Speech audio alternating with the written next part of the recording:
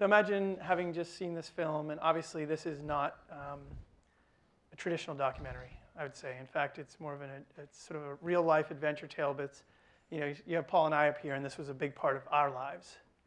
And a lot of people ask us, what's next? And there is no next. This is our work.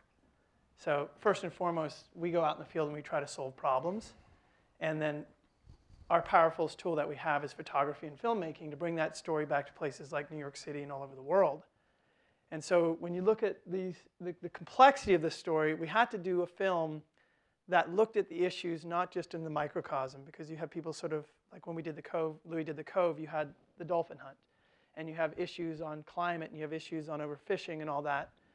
But what we've realized, and Louis is amazing in his vision of sort of raising the whole conversation, is we've got to look at the big picture.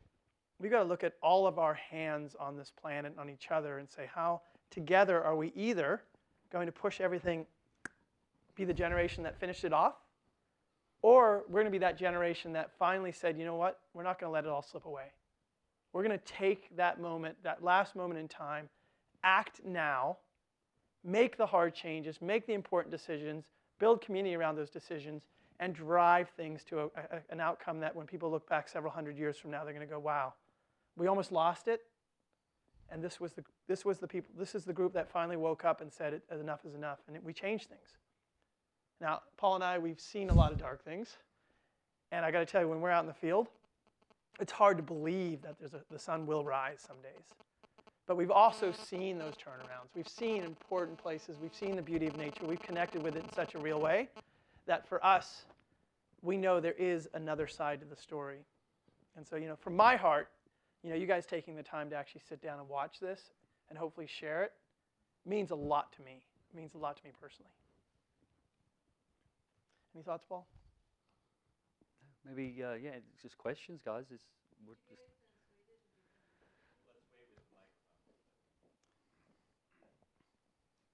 you get the movie about the manta ray translated in different languages?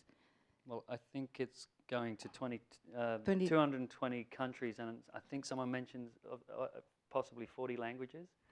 And also, okay. But we're also in the process of getting it translated for the Chinese mainland, but we need to work out when we can go forward with that into China. Yeah, because educationally, it'll be very useful for little children to be part for that film and the whole context of that film to be part of their curriculum. The education part is huge, and we just did Discovery Channel is an amazing partner, and they have a massive middle school education program, and we just did a broadcast out to their entire network, and their channel actually reaches, in the U.S., half the middle schools in the U.S. So we did a Racing Extinction broadcast out to that school just yesterday. And on top of that, they have a whole curriculum and all kinds of tools that we're now working with them to develop to create tools for schools to engage children in these discussions. So it doesn't end with a film. In fact, this is sort of the first, hopefully as big as 220 countries, estimating a target of 1 billion people in 24 hours are going to watch this film. The possible reach is 2.7 billion. That's the whole Discovery network, because it's running on every single Discovery platform. Animal Planet, Discovery, and I think 6 channels simultaneously in the US alone. So lots of people. Great success, but that's a step in the right direction, which is activation to action. It seemed to me that there were 3 big sweet spots, so to speak, that in the film. One was China. One was young people. And I'm so tired that I have space now on the third. It will come back to me.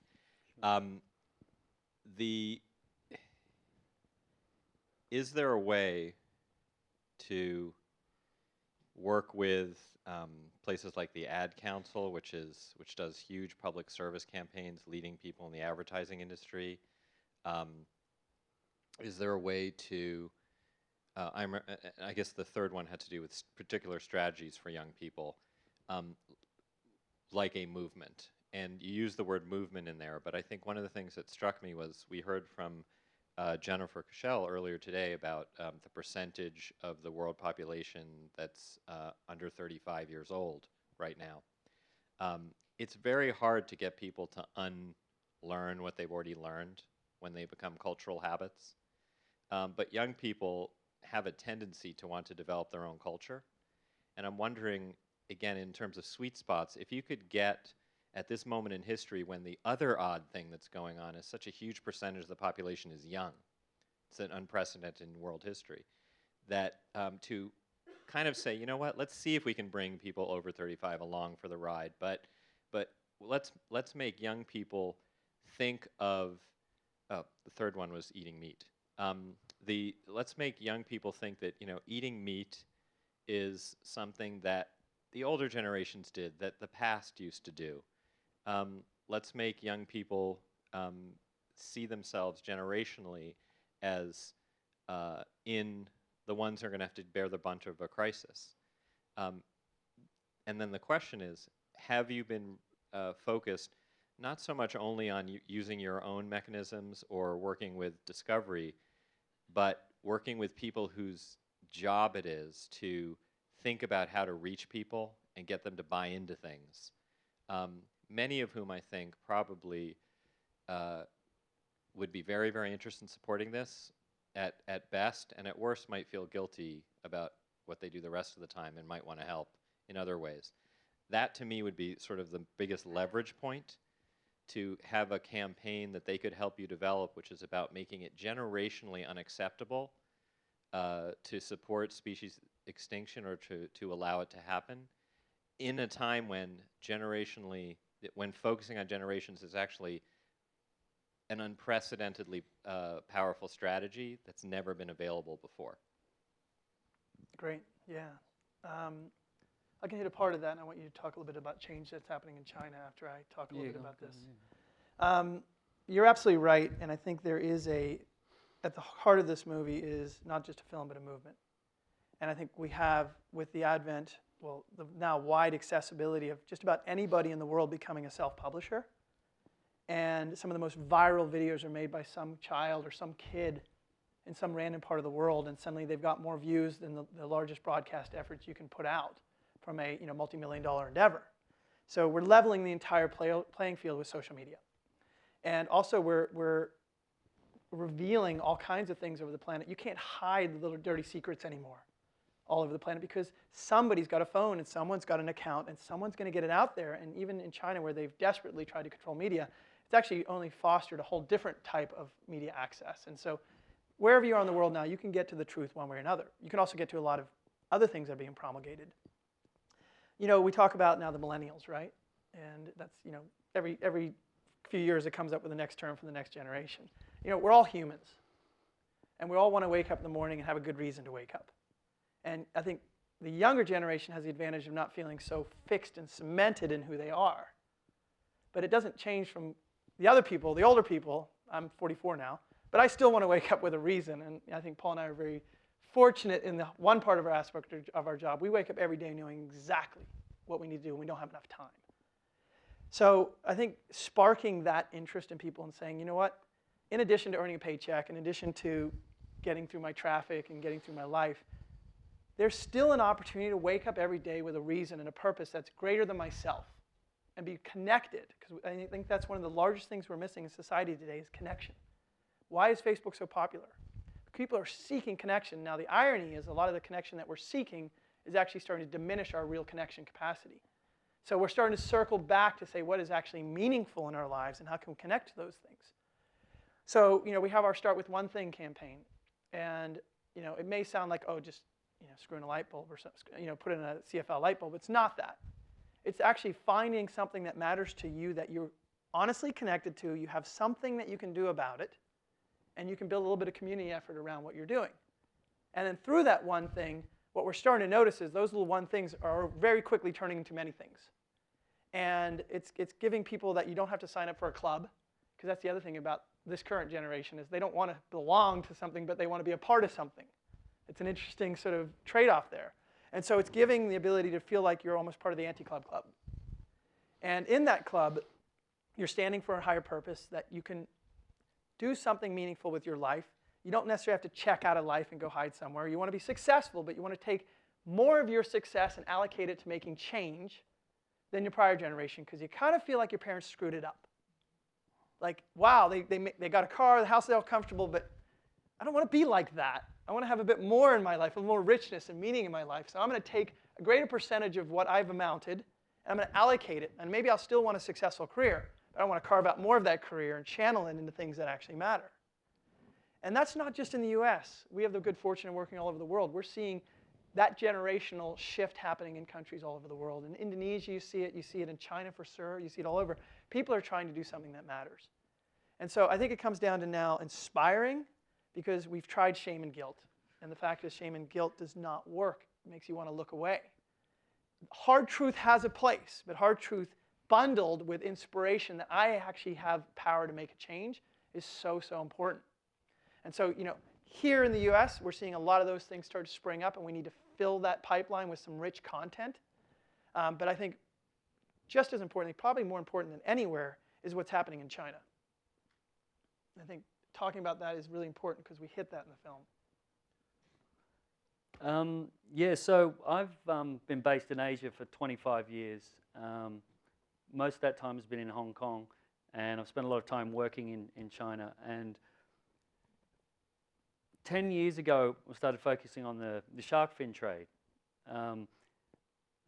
And the way it started, we used to walk down the streets, and you'd go past shop after shop of piles and piles of shark fin. And there's just literally thousands and thousands of sharks just piled up, and everyone's going about their business, and no one's sort of saying anything. It's not even an issue. And then so over time, we started documenting it and putting it out to the world. And okay, it's taken 10 years, but the change in 10 years just in Hong Kong, and the younger generation really pushing their parents and their grandparents about saying no to shark fin soup at wedding banquets. It feels like it happened overnight. The shift has been phenomenal, and now shark fin consumption in Hong Kong and China is down 70%. So obviously things need to happen quicker, but it's still phenomenal that we can actually really turn this around. It's just but we need everybody to be part of it.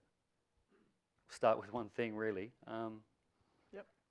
And just one other point on sort of strategies and media tactics. If you look at the film here, people are like, well, you have you have projections on buildings, you have like remote villages in Indonesia. How do all those pieces fit in the same story? Well, the reason they fit in the same story is you're targeting a global audience. And for that community, in that remote community in Indonesia, that experience on their screen was amazing. But for the community in the city, they've all been to the IMAX. They've all seen those things. And so their version of that is the Empire State Building and the UN building and those projections. Each of them experience a very similar reaction and wonderment, but needing a different part of the message. And one would be very foreign to one group, and same on the reverse. So the film was intentionally designed to embrace technology, embrace different levels of storytelling, so that we could make a product, and I call it a product, but it's really, it's a piece of passion that could reach communities around the world in different economic and different social strata and different cultural strata, and have something that was exciting and accessible to them, and leverage for this market technology as a key part of that story, but not so importantly when you're actually talking about the Indonesian market.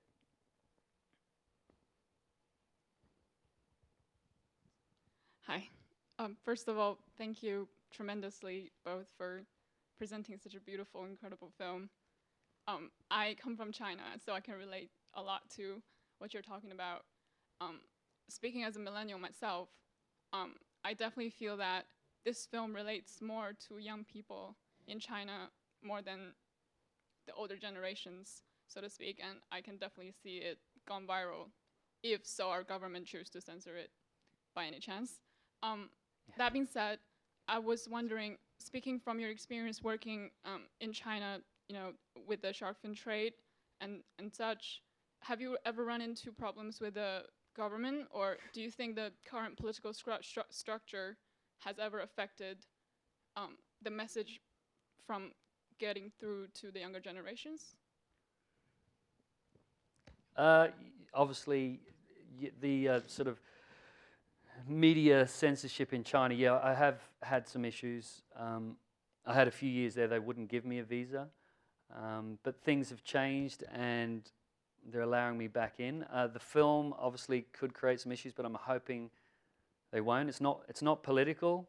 And obviously if anything was political, then things would definitely be shut down. But there is a big movement within China, within the government, with the fisheries agencies to actually really control the situation, especially with the shark fin, the manta rays, the totoaba, which is affecting the vaquita.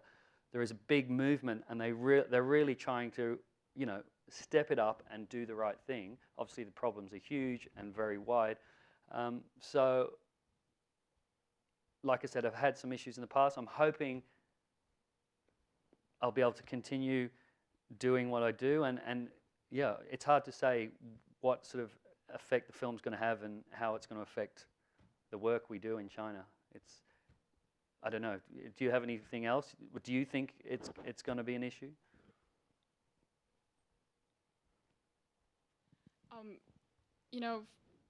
I think the biggest problem with the youth in China today, personally speaking, that's just my opinion, is Sure. A political apathy because the lack of participation in the politics, and also because it's a single party structure. So Sure. it's very difficult to participate and in speaking in terms of making policies or democratic voting and such to push for change for the environment. Therefore, it is easier for the youth nowadays to resort through such like a grassroots movement or like a more interest group organization oriented change. But that's why I was just wondering about the government's attitude towards such things such as illegal and endangered species trade, because it does generate a lot of profit. Therefore, it's very hard to regulate, and also there's a corruption in the political system to prevent, policies from effectively implemented.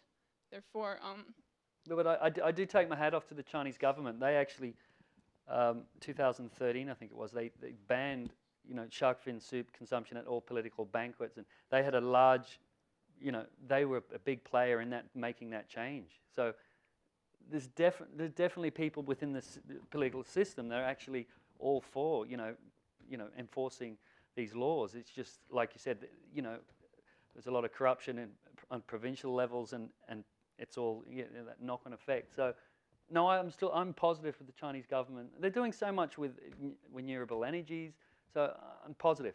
But the problems are so great, and do we have enough time? These questions always come up, but I'm very very hopeful and positive that things are happening in China. It can be turned around pretty quickly. And okay, that's the political system, but it's one positive. When they decide to put the hammer down, things can happen a lot quicker than in a democracy. So that's one positive, right? Once they decide. So. First of all, congratulations on an incredible statement. As an artist that believes in art for social change and transformation, I think your art is exceptional, and thank you for sharing this. Thank you. And it'll go a long way, I believe. I have a question that's maybe contextually very different. Over the years, I've been working closely with rhino associations in South Africa, trying to look at, I'm from South Africa, trying to look at how the anti-poaching campaigns and all of that can make any difference within the Southern African region. And resulting in, I think, 145 NGOs that have formed in the last few years just to save the rhino, but yet we can't save it. And you've obviously got a big machine behind you that helps you produce and create something that can be seen by billions around the world. But there's a kind of an imbalance to what I often question is the poverty and the I guess the reason why people poach, the reason why people engage, and how they try to earn their living. And you touched on that in the film, but I would like to hear from you personally, any reflections that you might have about a more sustained vision towards transforming a community that is actually so dependent on the nature that's supposedly abundant, which it isn't, because they can't put food on the table at the end of the day. And this is a challenge that I face when I engage with certain communities to deal with these questions on an artistic level. And where does that end? As you said, the day doesn't end, there's not enough time. But at some point, you also have to draw the line, and you have to accept that some things might be let go of. And I'd love to hear from you personally, because you've obviously been in the field and had close encounters. You know, you're getting to the heart of the issue on the front line. It's all good and dandy to sit here in this room and say, so let's fix it, woohoo, and fly the flag. But the reality is, the rhino trade, the manta trade, all those things, whether those exist or go away, don't actually affect people here on an economic level at any significant level. So to us, it's not a lifestyle impact. But in some parts of the world, it is a big lifestyle impact. And depending on where you are in the chain of capture, collect, trade, sell, and all that, it has more or less or greater effects. But there's one super hard reality that we can't have lost in all of us. It's all going away anyways. So it's not about if that becomes an economic hardship. It's just about when. And when, if the when is when it's all gone, and when you have tourism and other things as a possible alternative, you have now eliminated any other opportunities for those communities. So I don't buy the poor fisherman argument, because they're going to have nothing, and we would have consumed it all. Because the U.S. is the #1, consumer of illegal wildlife. China's #1. Gun handles are made with ivory. And collectors are, we are so implicated in extracting third world resources for our first world lifestyle. That's our role in it. And so we have an obligation and duty to then go and reverse that trend. We've been there for decades and decades, straining those communities. We need to go and help them transform, because they have been subject to that. And I'm born in South Africa. I used to go to Kruger very frequently.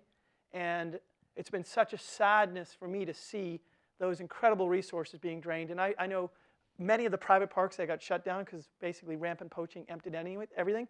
And entire communities of Africans lost their jobs because a couple of people made some big money on some ivory and some big money on some horns, and then some central traders made a lot of money on it. So it's about the greedy few that make the long-term profit, because they just move from species to species. But these other guys on the ground, they lose it all. And so the real answer is we need to get in there fast and give them the opportunity to think past tomorrow, because really that's what it is. It's like, feed me today or invest tomorrow. The concept, there is no investment. They've been being extracted day after day after day. They don't think about tomorrow, because tomorrow they barely can feed themselves today, a lot of these communities. So what we've gone in for example, Lamakera, is go to a community that's hunted for 400 years. That makes the rhino thing look like it just got born yesterday. We're talking about ancient hunters.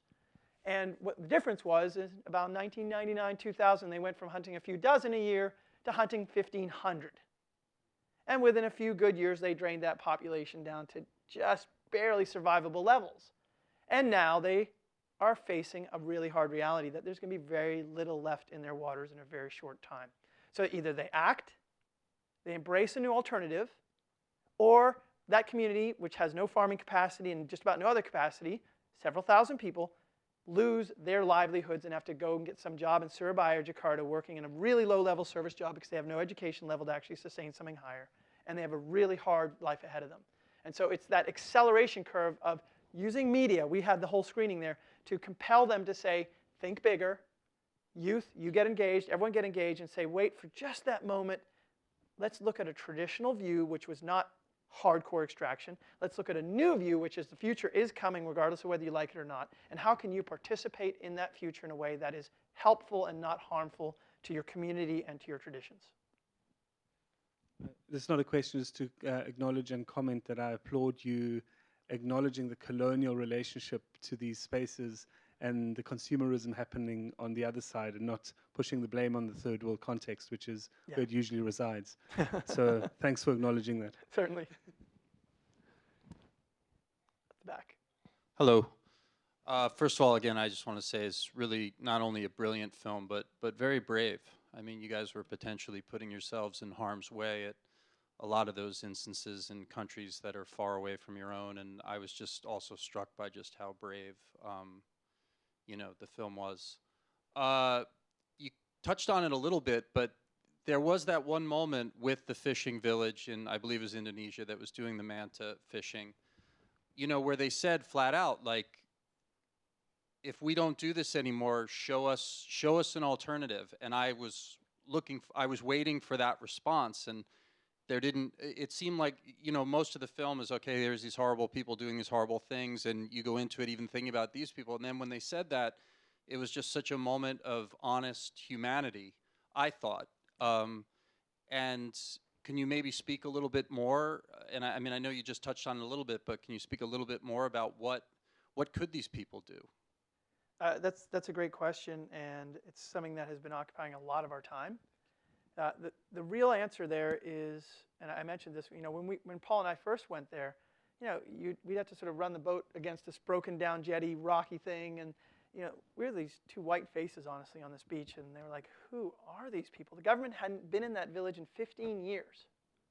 They were like this remote little thing, and they had been doing their thing, and a lot of people were scared of them. And we knew this was going on, and it was like, somebody's got to tell the truth. And so we went in there, and we did a really hard yard's work in there, came back with the truth, and then we were sort of left with this, now what? And to be honest, once we left that village on that dark day, it was pretty hopeless. It was like, how the heck do you turn that around? I mean, really? We're talking about bloodlust. We're talking about deep ingrained hunter culture. We're talking about powerful economic engine. We're talking about all the things that prevent any of us from thinking change is politically even possible in this country. But it's in one place, and who are we to tell them not to do it? But we stuck with it. Eventually, we got our victory at CITES, which gave us some leverage on the international scene to put pressure on the trade. We then went to Indonesia and got a national protection in Indonesia, creating the world's largest manta sanctuary, which gave us the leverage we needed to go back to the community and say, okay, guys, game's going to be up. And it's going to have a couple of ways this is going to come down to you.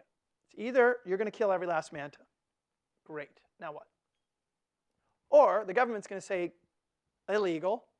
We're going to start arresting you guys. And no longer are you going to be able to hunt mantas because you're going to not be able to do that from a cell. Or you take control of your future. What's your pick? Well, most people want to have control of their future. And like, well, then what does that look like? Well, you've got to embrace the fact that now you have a really fancy jetty, and you have the government now coming in and out, and you have more and more interaction with the outside world. You all have phones, when maybe two of you had phones when we were there first time. Future's coming. Are you going to be a positive player, or are you going to be slave to the future? And there's an answer.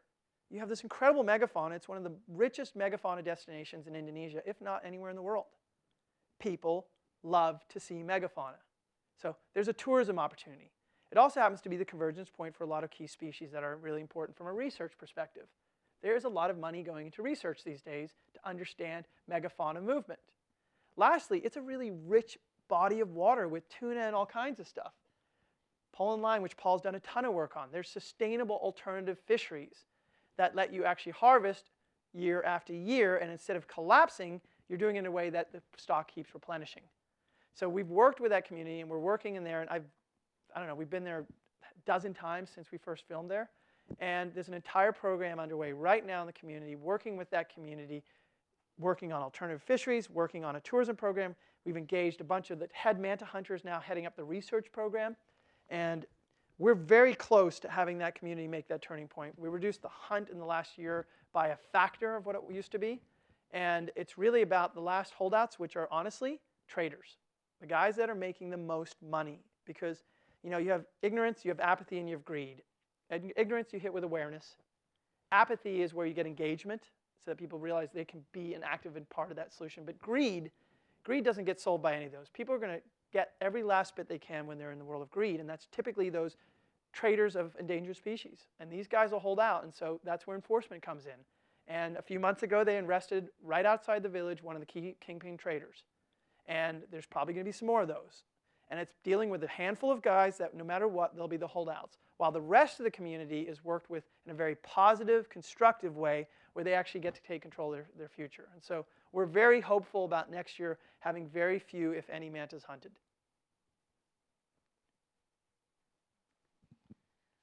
Wow, I don't even know where to begin. I'm so blown away by what you created.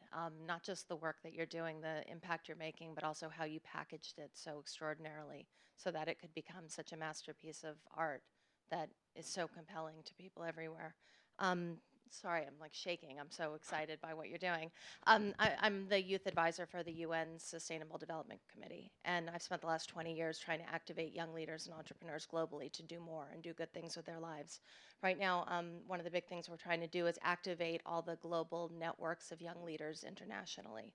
We're working across 160 countries right now, and I'm finding pockets of hundreds of thousands, millions of them, that have been training and developing themselves to go do good things and be leaders. What we're finding, though, is that there's a big disconnect between wanting to do good for the world and knowing how to do it economically, knowing how to make money doing it. There's also a huge disconnect between big companies that are trying to engage young people but don't know how to activate them. So one thing that I'm wondering, as far as connective tissue, which is everything, is how can we, and we did a 100-country youth engagement campaign last year for Subway, about teaching young people to start a company. Why can't we take educational tools as derivative works from what you're doing, which you're already starting to do clearly? But I think if you can keep looking at how to splice and dice the how-tos. How do you take a community that's dependent on something that's depleting the environment and turn it into a tourist location? How do you do those things? How do you break down that process and distribute it globally? I would love to, if I could be of any help in the world, I would love to help distribute this content around, but I think we have to come up with toolkits. There are young people hungry and eager to participate. They're motivated. They feel a personal sense of responsibility to do something, whether they're in Pakistan or they're in Los Angeles. But we need to give them the tools and say, here's the inspiration, but this is what you do. Absolutely. And by the way, let's get your card. Okay. Because I like those numbers and I like that demographic. And realistically, we are developing toolkits. Vulcan, which is Paul Allen's foundation, has been an incredible partner throughout this process in the campaign, but also in the communications and also the development of content. We're developing an entire resource center. And the things that go into that center are developing and evolving right now, but the things you're talking about, having strong input from people who are actually engaged with those communities around the world about what kind of shape and form do those toolkits need to look like, this is a great time for that. And though there's already a lot of momentum around it, there's a huge opportunity to introduce more into that pipeline. And you're absolutely right. So many people say, well, I have this problem. What can I do about it? And having at least a resource like almost case studies of this is what we did here. Here were our key takeaways. And by the way, here's a pamphlet that you could build. Here's a social media campaign tools that you could use. I think those things become invaluable because you accelerate the process of what somebody already knows in their heart. Now they actually inject some tools into it and turbocharge it, spin those wheels. And by the way, here's a community of 16 other places in the world that are doing the same thing right now. And you can connect with all of them. Sounds like you have access to building some of those things. So I think the answer, I think you have a big part of it.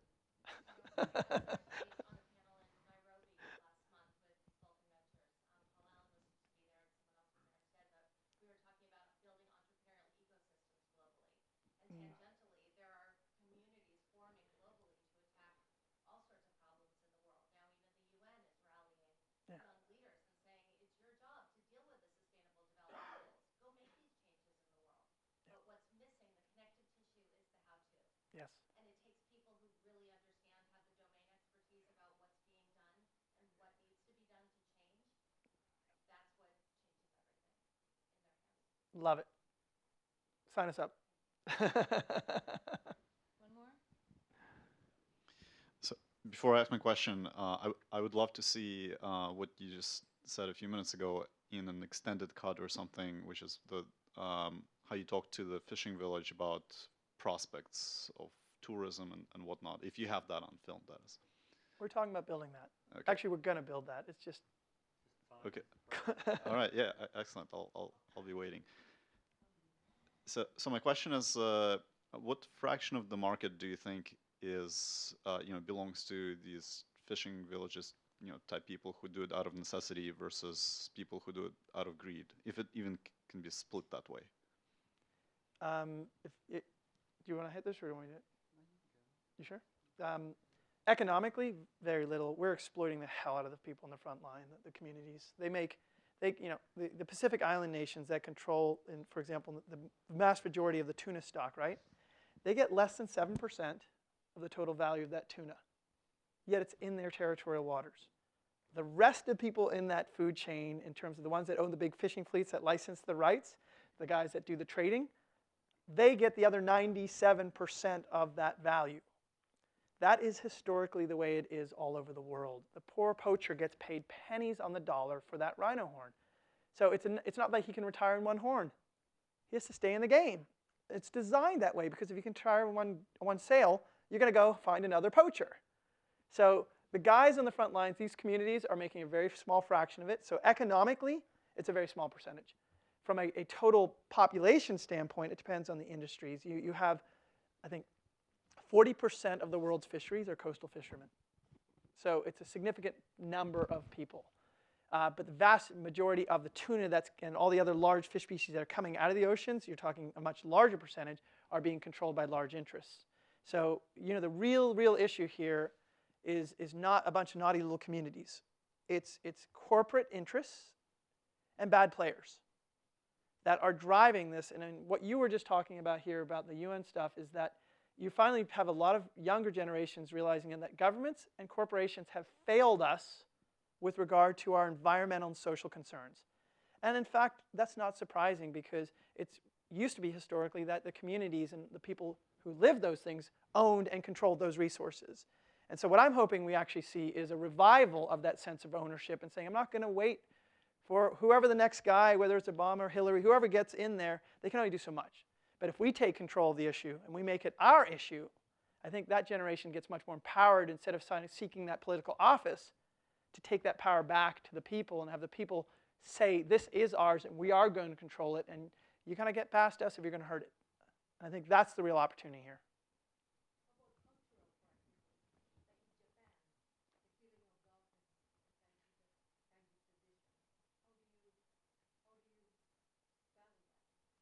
Well, it's like in Hong Kong with the shark fin. It's all about the culture. It just takes time. And you talk about a campaign of how it's actually approached and how we actually get to that end goal that everyone's fighting for. And it's about these case studies that haven't really been done, but Hong Kong would be a perfect example of creating a case study on how we got to that result. And Japan, the killing of dolphins is way down, and obviously the SeaWorlds are being shut down. People are boycotting marine parks around the world. So things are happening, and it just takes time. But once again, it's all about, yeah. And let me add to that because, am I still in here? Yeah, I'm here. Let me just take this mic. I think both our mics just went really quiet. So I think we have a lack of perspective as culturally, especially in this day and age. We've lost our sense of time, and we look very short windows. We barely look past tomorrow, if not. The next quarter is a long way to look these days, and we're getting conditioned to think about what about me, what about right now. But if you look at some of the greatest movements in history, slavery.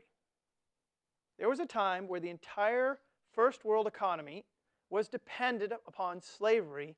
And if you pulled slavery out in that given time, the entire world economy would have collapsed. And everyone said, how the hell can you get rid of slavery? It's impossible. It is a necessity to keep things going. Well, a young fellow in the UK said, you know what? He woke up one day and said, you know what? God told me this is wrong. And it took about 17 years, and on his deathbed, the Parliament, which in those days was one of the most powerful bodies in the world because the British Empire was vast, banned and outlawed slavery across all of their global territories, which led to the American Rebellion, and eventually slavery has now become unconscionable in most developed countries and most undeveloped countries. Women's rights, civil rights, all of those things, if I had been sitting here 50 years ago, would have been very heavily heated, debated topics. But now, it would be really weird to have me sitting up here saying, women can't vote. The room would erupt, and it's not even a discussion we would even have anymore. And so, thinking about that time frame, of course we can change this. That's just a silly discussion. It's not about if, it's just about how do we learn from how they did it in the past and create movements, social movements, because environmentalism is not about nature, it's about people. If we left nature alone, it would be all okay on its own. They don't need saving. We're the ones who need saving. So it's about us transforming the way we look at it, and that's cultural movement. And it can happen a lot quicker in this day and age because now we have geopolitical tools, we have social tools, media tools that let us level that playing field very quickly. And so Paul, who's lived in that part of the world, me who spent a lot of time in that part of the world, has seen in just a very short period of time changes happening that we could never have imagined to be possible. And it's happening faster and faster. So I don't know about you, but I think Paul and I, hard days, very optimistic.